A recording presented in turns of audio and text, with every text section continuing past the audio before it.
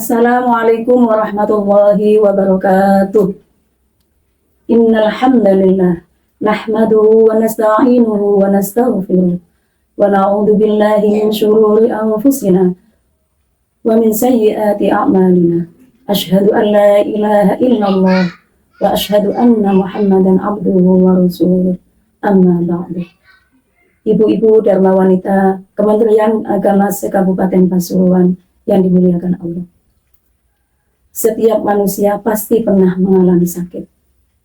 Ada sakit yang menyerang jasmani atau fisik. Ada pula sakit yang menyerang rohani atau jiwa.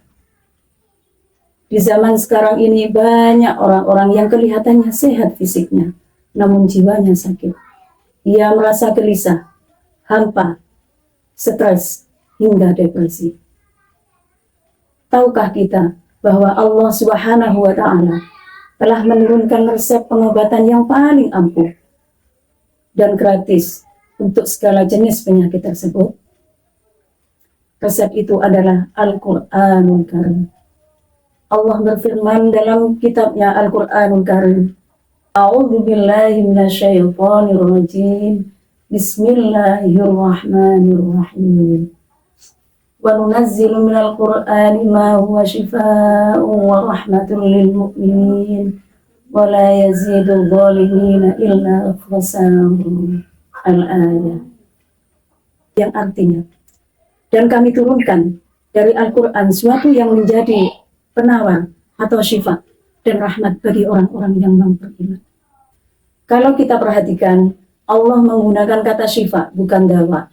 Dalam bahasa Arab, dawa artinya obat yang bisa saja cocok atau bisa juga tidak cocok. Namun syifa adalah kesembuhan yang pasti jika kita lakukan dengan penuh keyakinan kepada Allah Subhanahu wa Ta'ala. Lantas mengapa Al-Quran disebut syifa? Mari kita perhatikan penjelasan berikut. Yang pertama, Al-Quran sebagai penawar penyakit hati atau rohani. Hati manusia seringkali dihinggapi penyakit seperti iri hati, dengki, sombong, keraguan, dan kesedihan yang mendalam.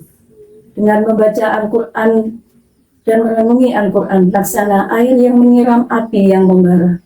Al-Quran membawa ketenangan atau sakinah bagi orang-orang yang membaca. Yang kedua, obat bagi penyakit fisik. Dalam sejarah Islam, para sahabat Nabi sering membacakan surat Al-Fatihah atau yang kita kenal dengan Ummul Quran sebagai ruqyah atau pengobatan sengatan kalajengking atau demam. Rasulullah Shallallahu Alaihi Wasallam bersabda yang artinya, gunakanlah dua penyembuh, madu dan Al-Quran. Hadis riwayat Ibnu Majah. Dengan menyimak hadis tersebut, lantas bagaimana menjadikan Al-Quran sebagai obat? Hadirin yang dirahmati Allah, agar Al-Quran benar-benar menjadi obat bagi kita, ada tiga yang perlu kita perhatikan. Yang pertama, bacalah Al-Quran dengan tartil. Bacalah Al-Quran dengan perlahan dan dengan suara yang baik. Getaran ayat suci yang masuk ke telinga dan hati memiliki efek terapi yang luar biasa. Yang kedua, yakinilah kekuatan Al-Quran sebagai syifa. Syifa hanya akan bekerja bagi mereka yang beriman. Jika kita ragu, maka keberkahan Al-Quran akan tertutup dari kita. Yang ketiga, mentadaburi maknanya. Memahami Al-Quran, bahwa Allah sedang berbicara kepada kita. Saat kita merasa lelah, bacalah ayat tentang sabar. Saat kita merasa berdosa, bacalah ayat tentang ampunan. Ibu-ibu yang dirahmati Allah Subhanahu wa Ta'ala, sebagai kesimpulan, janganlah kita menjauhi Al-Quran, lalu mengeluh mengapa hidup kita terasa sempit dan penuh kegelisahan. Dekatilah Al-Quran, maka ia akan menyembuhkan luka-luka yang tidak terlihat di hatimu.